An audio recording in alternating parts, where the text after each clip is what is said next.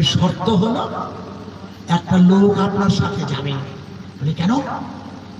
বলে আমি জানতাম না এই মুন্ডু মুবারকটা যেই ঘরের মধ্যে রেখেছি, অমনি দেখি রুহানি হালাতে মুহাম্মাদুর রাসূলুল্লাহ আমার বাড়ি এসে গেছে। একটু জোরে বলা যাবে না সুবহানাল্লাহ? বলে আমি ইহুদি অবাক, আমি চমকে উঠেছি। আরে আরে আরে সেই নবী যার নাম কেটেছে ইনি এখানে হাজির হয়েছে। উনি বলছেন ওখানে হাজির হয়েছে, আমি দেখছি রুহানি হালাতে।